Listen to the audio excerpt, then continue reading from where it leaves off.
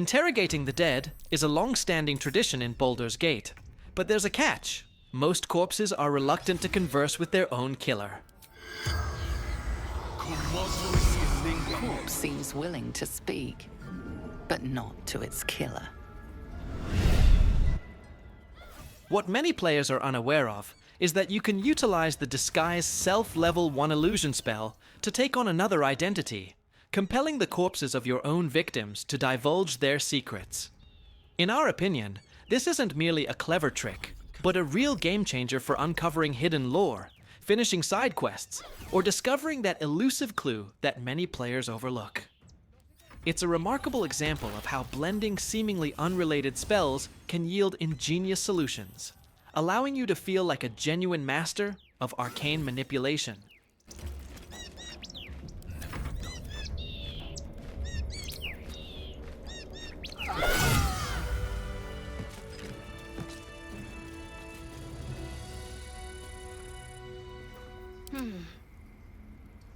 I must keep going.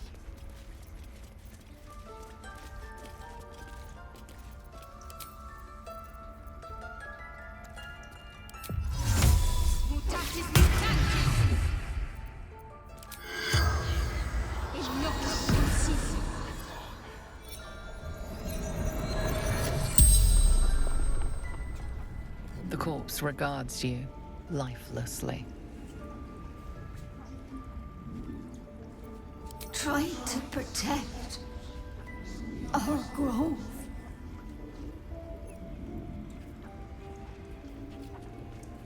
Beneath, locked by runes.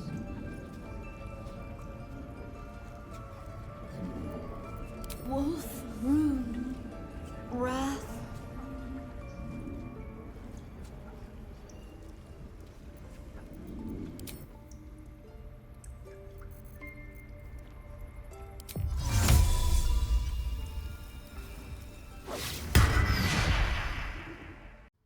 One of the most effective applications of Disguise Self is to gain the ability to use race-specific weapons and armor, giving you an advantage in combat.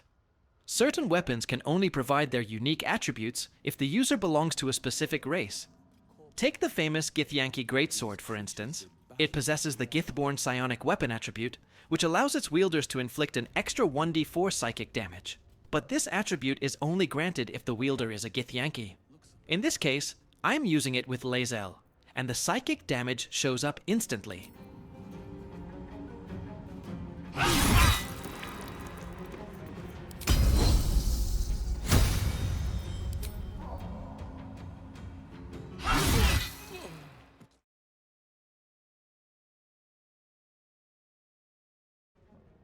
While if you use it as a paladin, you won't see any psychic damage at all. Try me.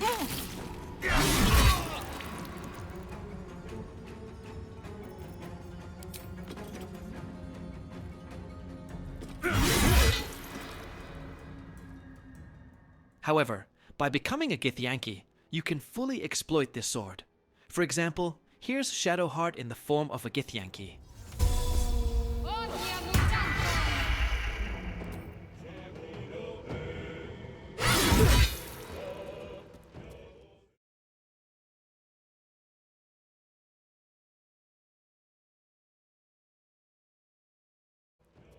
As you probably already know, there are numerous other race-specific items in Baldur's Gate 3, and you might not always have every race and class represented in your party to exploit these tactics.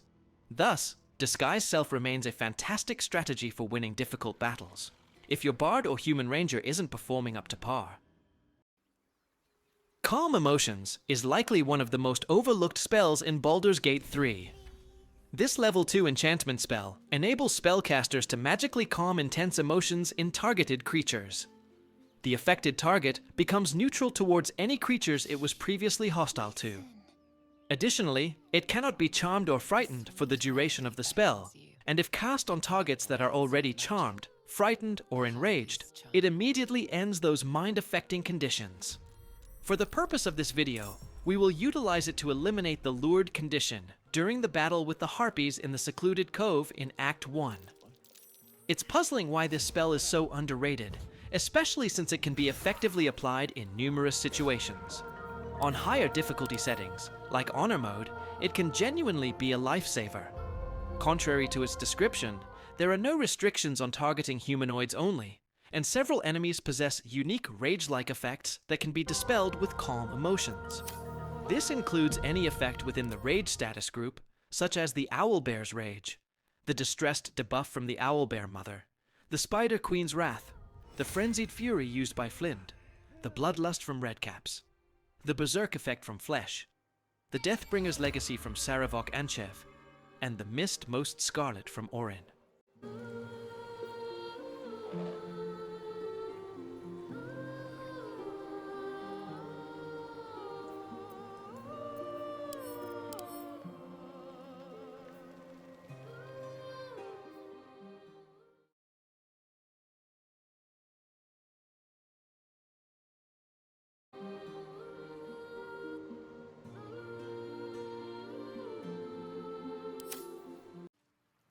As we all know, in Baldur's Gate 3, the top tier and most costly equipment is limited and typically hard to come by.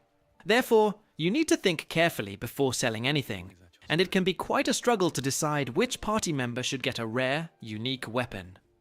What many players may still not know is that there's a simple trick that lets you duplicate literally any weapon as many times as you want in just a few seconds, without any mods required.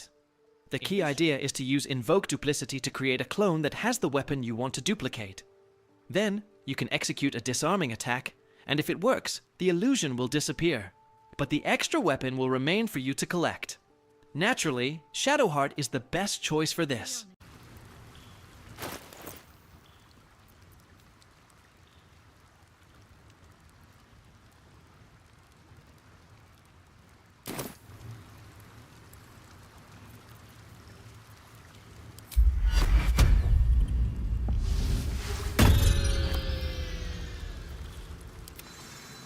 Without delay.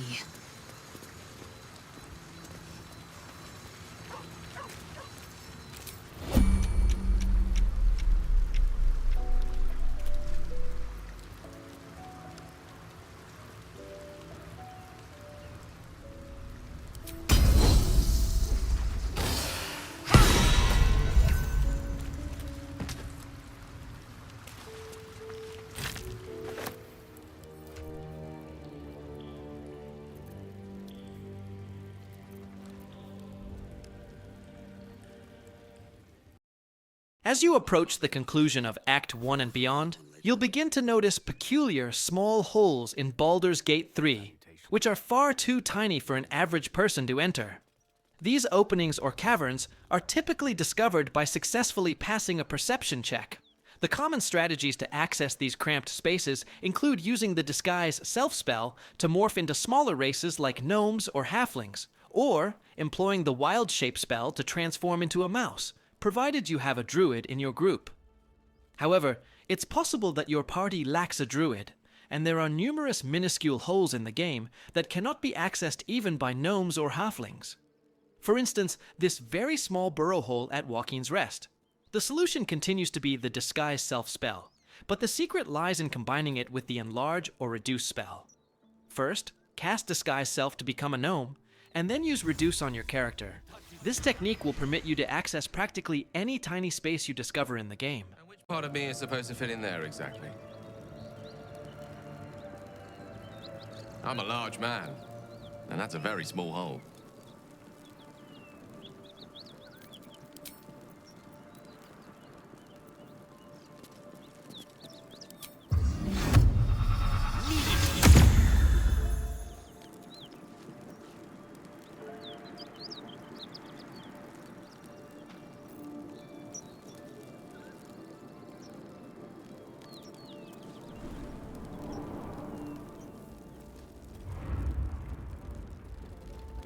As you wish.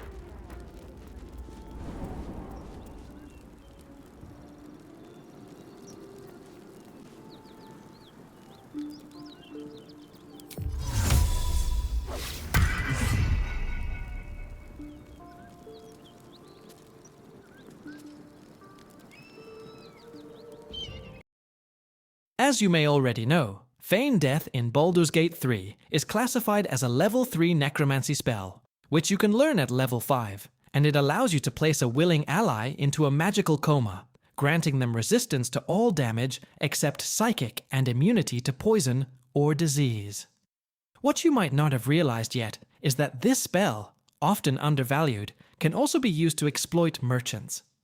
By increasing their attitude to 100, casting the spell to incapacitate them, you can steal their entire inventory without any repercussions. Just watch.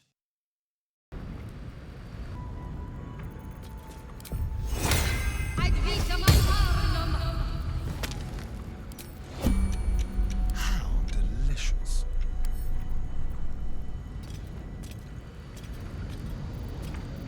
Let's go to the shadows.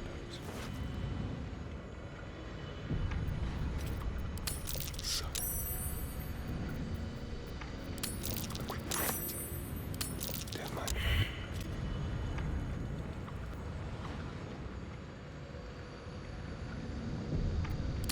Delightful whiskey. Thank you.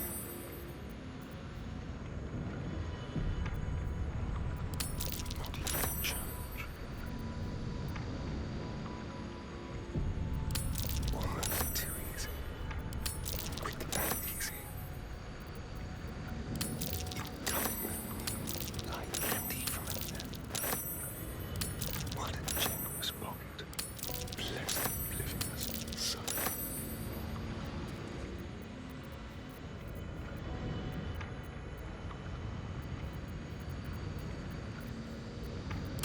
Not even a challenge. A quick profit. If you're somewhat familiar with Baldur's Gate 3, you've likely encountered the moment when Shah's umbral tremors summon a multitude of dark justiciars to face you, while Balthazar and his minions linger behind a massive locked circular door in the same vicinity. Most players usually opt for the standard approach of battling the dark justiciars to reach Balthazar, but there's a clever strategy that can actually persuade Balthazar to assist you in the fight against Shah's minions. To achieve this, simply cast the knock spell on the locked door, which typically necessitates a DC 30 roll to unlock. Once you manage to open the door, Balthazar and his followers will join the fray. So if your goal is to eliminate Balthazar, you can just wait in his chamber and allow the Dark Justiciars to handle the heavy lifting for you.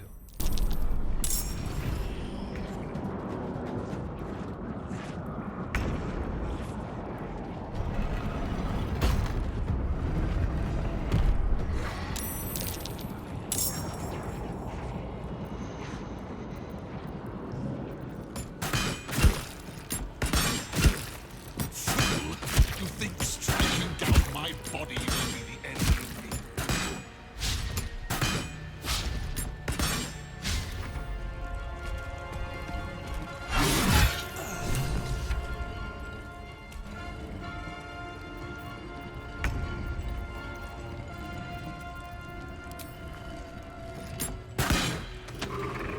At the ready. As you might already be aware, in Baldur's Gate 3, you can disrupt an enemy's concentration by inflicting damage, which compels them to make a Constitution saving throw. While high damage strikes are useful, delivering several low damage blows, such as with Magic Missile, proves to be more effective since each damage instance requires a separate saving throw. Additionally, simply knocking an enemy prone can be effective, similar to various incapacitating effects like sleep or banishment. What you might not yet realize is that casting the Grease level 1 conjuration spell can also achieve this, causing enemies to fall prone. This method is even more advantageous due to its area of effect, which can incapacitate multiple foes at once.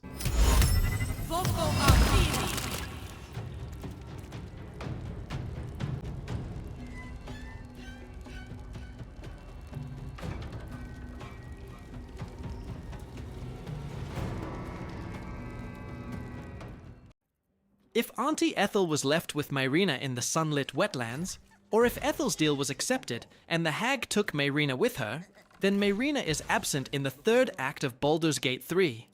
Otherwise, you can find Mayrina again at Old Garlo's place in the lower city, transformed into a sheep, where she is collaborating with a group of hag survivors.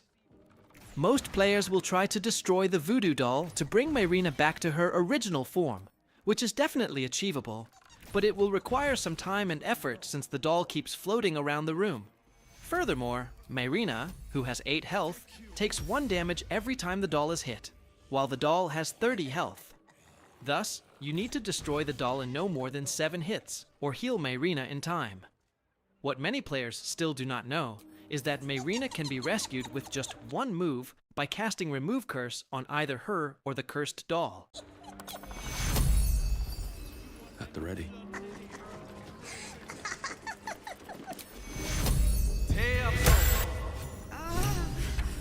You removed my hex. That's annoying. I wanted to play a little longer. Auntie likes her toys broken. She's not going to be happy I had to get my hands dirty. As you may already know, the Silence Level 2 Illusion spell allows spellcasters to generate a sphere of total silence in a specified area. Sorcerers can utilize the subtle spell metamagic to bypass the verbal restriction, but otherwise, within this sphere, creatures cannot cast verbal spells.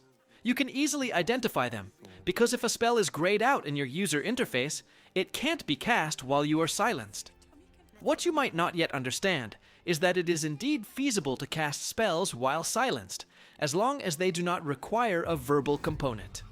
For the purpose of this video, we will demonstrate a few examples such as the Minor Illusion cantrip or the Ice Knife and Hypnotic pattern spells, but there is an extensive list of spells you can cast while silenced, and if you are curious, you can find the link in the description below. See it. It's up there and we're down here. That's why we need to walk just a little more. 1 foot in front of the other. Seeing that for days. Everything you want for supper. All the treats your tummy can handle. I'm never allowed sweet things right before bed. This one time we'll make it know that you'll be in a big, cozy bed soon.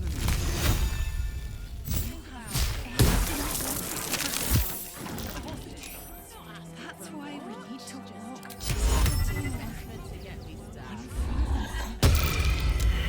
Seeing that for days. What are you calling this business? I know that you'll be in a big, Anything you want for supper. All the treats your tummy can handle. Never allowed sweet things right before bed. this one time we'll make an exception. In Baldur's Gate 3, Eyebite is a level 6 necromancy spell that is often underestimated and overlooked, despite its incredible power and potential to be a lifesaver in situations with multiple foes. This spell can be acquired by bards, sorcerers, warlocks, and wizards at level 11, and level 6 wizards can also copy a scroll of Eyebite into their spellbooks. The spell lacks detailed information about its effects, which likely contributes to its underappreciation among players. To truly understand its capabilities, you need to learn and cast it. Once you do, you'll realize that Eyebite enables casters to impose one of 3 debilitating conditions on a single target.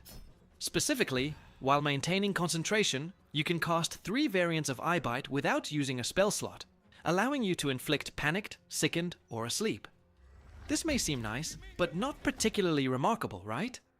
Well, to uncover the true strength of Eyebite, you need to start utilizing it. You'll discover that these variants are spells that are given to the caster after the original is cast, and can be reused without expending another spell slot as long as concentration is maintained. In simpler terms, you can cast Sleep, Fear, or Sickened once per turn, with each effect lasting for 10 turns. This means you can continuously target different enemies, while all previous casts will still be active for their full duration of 10 turns, making Eyebite the ultimate crowd control spell that allows you to incapacitate up to 10 different foes, 1 each turn.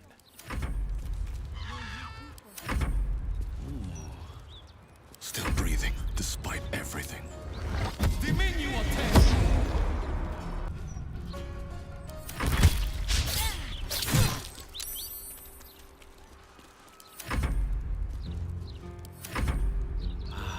Time to push my luck again.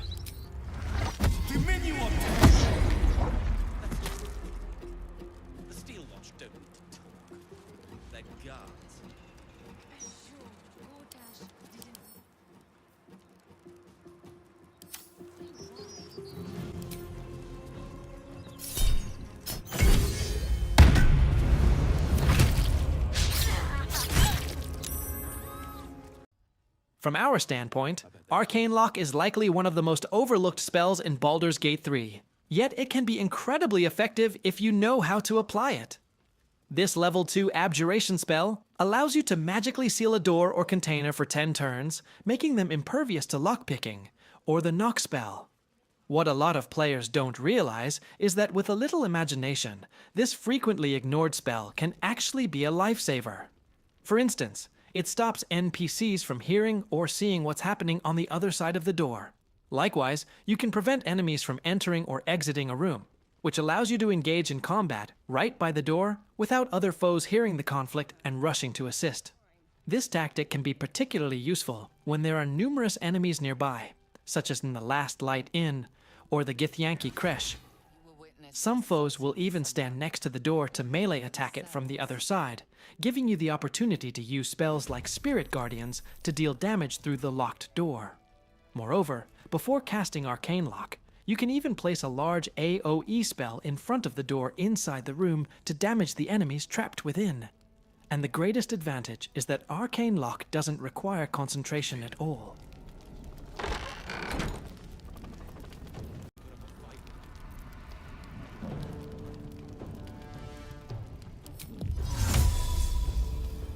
In excessus.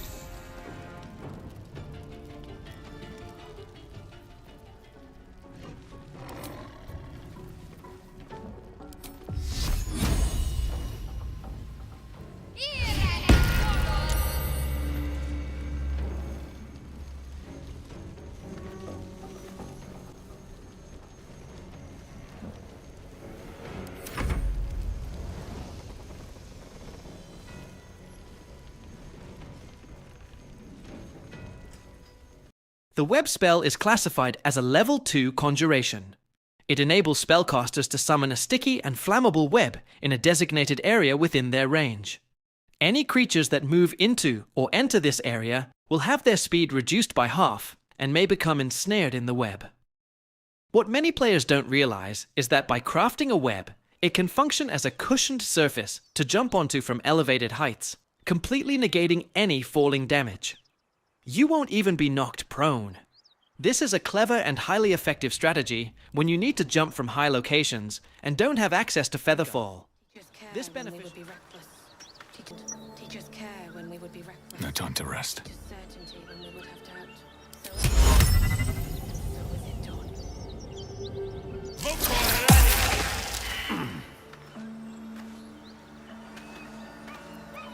Making me sweat.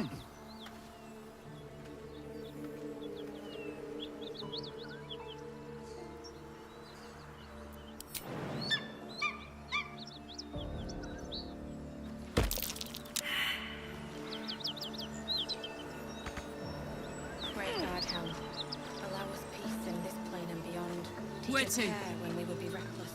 Teachers certainty when we would have doubt. So it is spoken, and so is it done.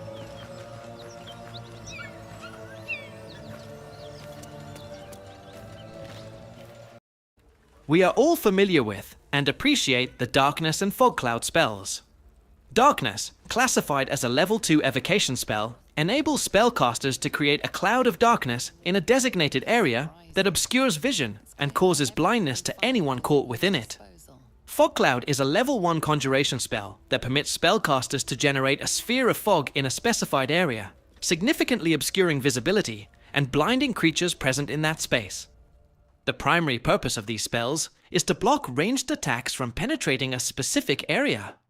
What many players tend to forget is that a variety of spells can also be effectively employed in situations that don't involve combat. Take these two spells, for example. They can be used to hide an area you intend to steal from, enabling you to carry out other unlawful deeds without facing any consequences. This is a smart and useful tactic when you're unable to purchase something, or when you really want that item that's just waiting to be taken, but you wish to keep your gameplay intact despite your misdeeds. What is spoken, and so is it done. Great God, Helm. Allow us peace in this plane and beyond. Teachers care when we would be reckless. We'll never put this fire out. You're better off helping anyone trapped inside. God, Helm. Allow us peace in this plane and beyond. Teachers Teach us care when we would be reckless. Teach us certainty when we would have doubt. So it is spoken, and so is it done. Great Guard Helm, allow us peace in this plane and beyond. Teach us care when we would be reckless. Teach us certainty when we would have doubt. There are many discussions and even debates among fans about the overall usefulness of the Mage Hand summon in Baldur's Gate 3. In my opinion, the Mage Hand can prove to be quite beneficial in various situations, but I will cover that in one of my future videos. For now, I want to share a clever combat strategy that enables you to utilize your Mage Hand summon as a powerful ally in battle.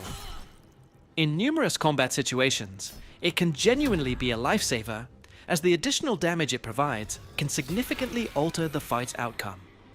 The key point, which many players are still unaware of, is that you can actually assign a weapon to your Mage Hand. Furthermore, the Mage Hand can be employed to activate particular weapon abilities, like the Shriek from the Phalar Alluve. The catch is that you can't simply drag a weapon into the Mage Hand's weapon slot as you might think.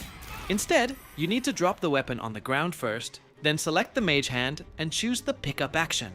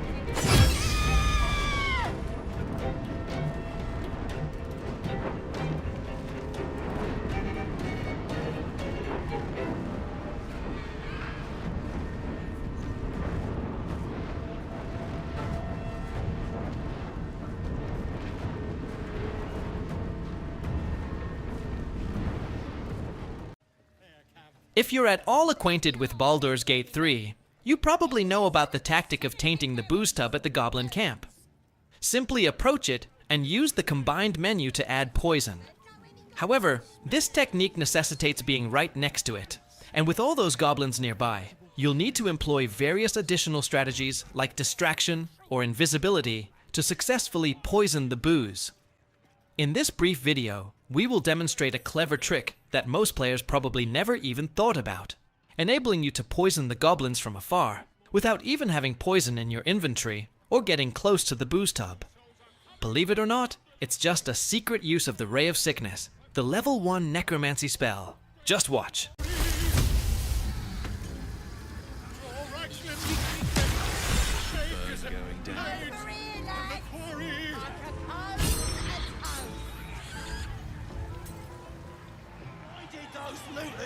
And crushing them! Absolute!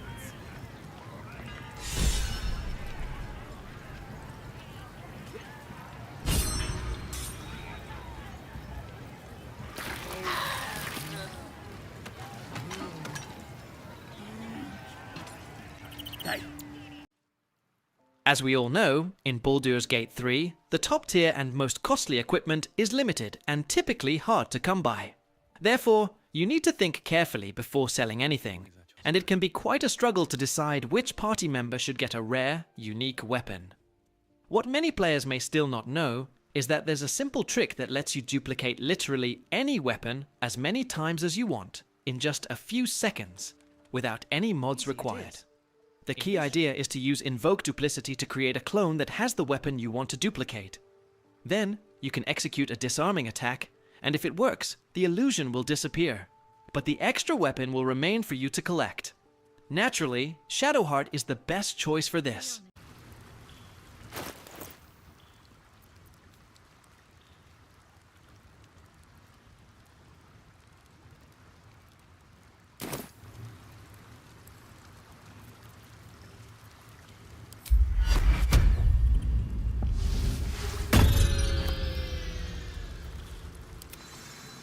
without delay.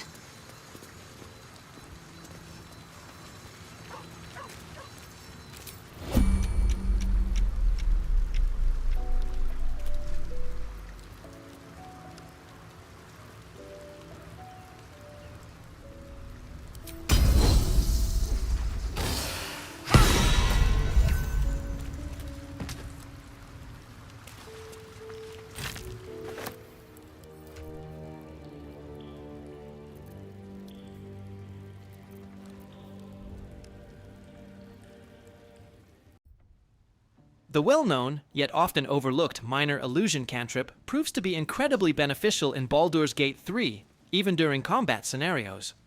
Its true power lies not in dealing direct damage in a turn-based fight, but rather in pre-combat preparation and manipulating the environment. Many players still perceive it as less potent compared to other cantrips, but the reality is that it provides numerous high-level tactical benefits. For instance, in battle, casting it compels enemies to redirect their attention towards the illusion. This can alter their vision cones, granting your stealth-oriented characters an advantage for sneak attacks. Additionally, you can entice foes towards ledges, chasms, or dangers, such as the heavy hammer found in the Adamantine Forge, for example.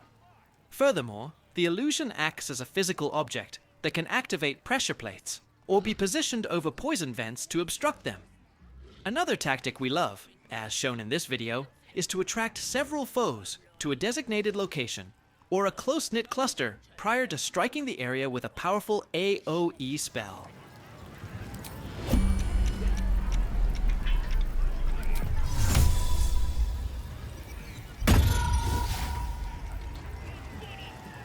Sharp as ever.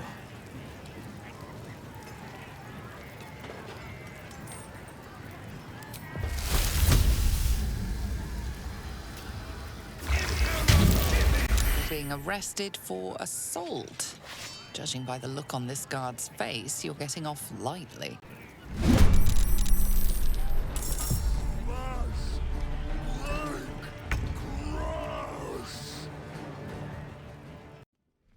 Commander Jalk, the Cambion devil you meet on the Nautiloid ship at the beginning of the game, serves as an optional boss who carries one of the best weapons in the game, the Everburn Blade, which is the top sword you can find in Act 1.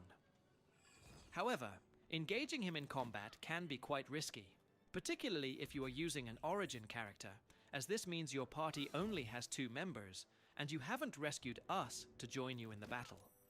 However, as is frequently the case in Baldur's Gate 3, there is a clever trick that allows you to obtain this fantastic weapon without having to endure a long and dangerous fight with Jalk. If you are taking on the role of Shadowheart, or any cleric or paladin class, there is a traditional way to get the Everburn through the drop spell. This spell is a level 1 enchantment that enables spellcasters to command their target to drop their weapon and refrain from taking any other actions. This approach allows you to acquire this powerful sword early in the game without needing to defeat Jalk. Simply pick it up and head to the console to escape.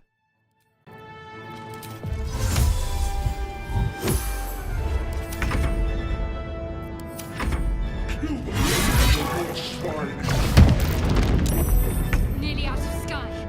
It's now or never.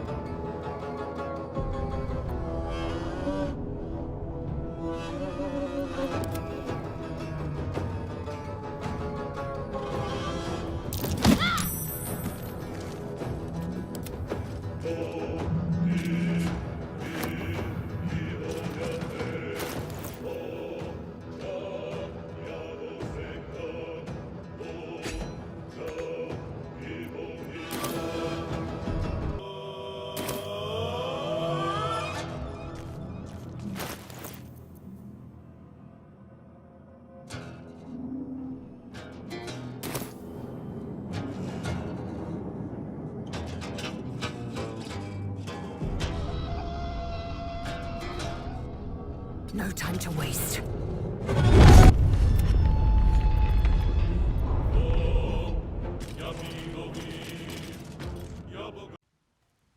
In Baldur's Gate 3, Create or Destroy Water is classified as a level 1 transmutation spell, primarily available to clerics and druids. Surprisingly, it is still one of the most underrated and overlooked spells, despite the fact that Create or Destroy Water is genuinely overpowered. This spell functions as an incredibly adaptable tool, allowing you to either summon rain or evaporate water and fog. It can enhance lightning and cold builds, facilitate environmental combos, and effectively control the battlefield, among other things. In this video, we utilize it to drench enemies, which provides a substantial damage and shock boost for storm or lightning attacks.